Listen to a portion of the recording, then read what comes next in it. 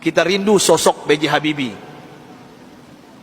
B.J. Habibie adalah presiden ketiga yang diakui, tapi beliau dilengsarkan karena kejujurannya. Beliau dilengsarkan karena beliau berjuang untuk bagaimana tidak ada korupsi. B.J. Habibie adalah orang soleh yang kita tahu dalam sejarah, orang hebat, diakui di dunia walaupun di Indonesia disepelekan.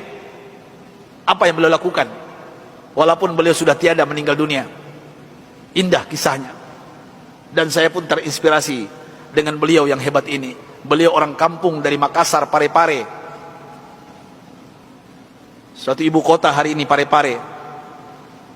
Saya pernah diundang ke sana oleh wali kotanya. Saya lihat patungnya Habibie dan Ainun, dan ternyata beliau orang kampung, orang biasa, orang sederhana. Allah berikan kecerdasan di otaknya. Kenapa kita merindukan sosok pemimpin pejabat seperti beliau, yang tidak durhaka kepada orang tuanya, memuliakan orang tuanya, tidak pencitraan belaka. Dan hebatnya lagi, ketika beliau ke ITB meloncat kuliahnya. Dan hebatnya lagi, ketika beliau melanjutkan studinya ke Jerman. Disinilah saya pribadi mendapatkan inspirasi. Pesawat terbang Bapak Ibu yang kita naik itu, di ketinggian tertentu, kalau nggak pas bikinnya bisa retak, Pak. Pesawat itu bisa retak. Siapa yang bisa menyelesaikan itu? B.J. Habibie, Pak. Di dunia yang bisa menyelesaikannya B.J. Habibie. Sampai beliau digelari oleh teman-temannya di Jerman apa? Mr. Crack, Mr. Retak. Bukan retak otaknya, Pak. Pejabat kita yang banyak retak otaknya, Pak. Ini maksud saya apa? Pesawat yang retak itu beliau bisa menyelesaikannya. Ini kehebatan Habibie yang mungkin dilupakan oleh bangsa ini. Tapi ada yang lucu, aneh bin ajaib, ternyata beliau bukan orang tercerdas di dunia. Sampai beliau di Jerman, apa yang terjadi? Beliau tidak pernah ranking 1, ranking 2. Beliau ranking 3. Sampai beliau cemburu kepada 2 orang yang ranking 1, ranking 2. Dan ini orang Yahudi, Pak. Orang kafir, laki dan perempuan. Saking herannya beliau, padahal beliau apa yang beliau isi itu benar semuanya.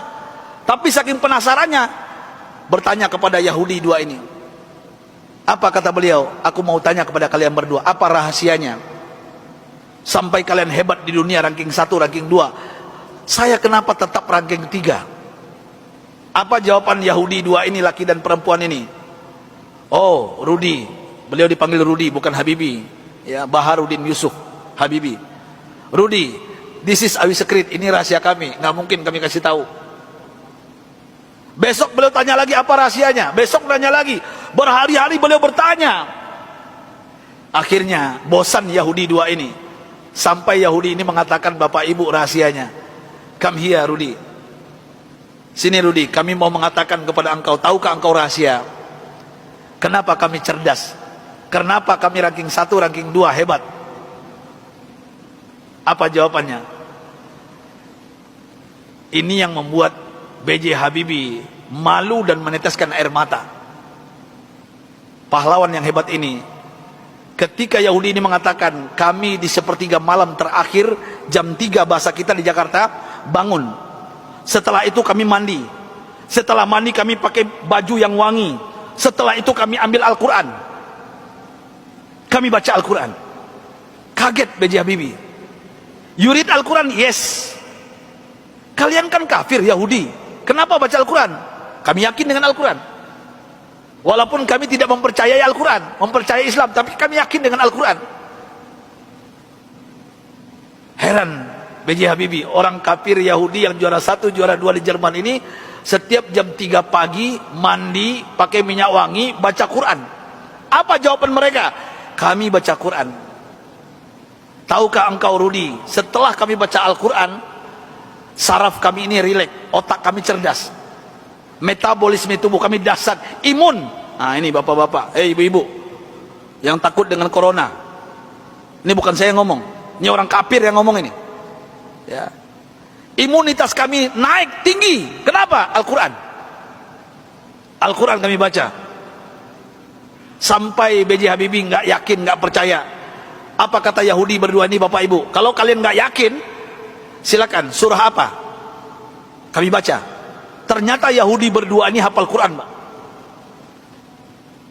Apa saat itu jawaban B.J. Habibie? Thank you very much, my brother, my sister. Beliau pulang ke kosannya, ke kontrakannya. Sampai di kosan di kontrakan beliau sujud menangis. Rasanya tertampar wajah beliau, malu beliau, padahal beliau beragama Islam, orang kafir. Jam 3 bangun mandi baca Quran. Mulai saat itu bapak-bapak dan ibu-ibu, saya ingin berbicara pahlawan satu ini, orang hebat ini. Mulai saat itu mendengarkan rahasia dari Yahudi yang dua ini, apa yang beliau lakukan? Jam 3 pagi beliau bangun, beliau mandi, beliau pakai baju yang rapi, beliau pakai wangi-wangian, beliau sholat tahajud 8 rakaat, witir 3:11 setiap hari. Setelah itu beliau baca Al-Quran sampai menjelang subuh. Kalau orang kafir tadi nggak sholat karena bukan Islam, langsung baca Quran. Dan apa yang terjadi keajaiban, Bapak Ibu yang dimuliakan Allah Subhanahu wa taala, Allahu Akbar. Keajaiban ini terjadi. Semenjak itu, setelah itu B.J. Habibie berubah menjadi ranking 1. Yahudi yang dua tadi turun ke bawah. Dan orang Yahudi berdua ini menyesal memberikan rahasia kepada B.J. Habibie. Artinya apa? Kalau ingin merdeka kita di Indonesia, jangan tinggalkan Al-Quran. Kalau ingin sukses anak-anak kita, bapak, ibu, cucu kita, sampaikan kepada mereka Al-Quran adalah obatnya.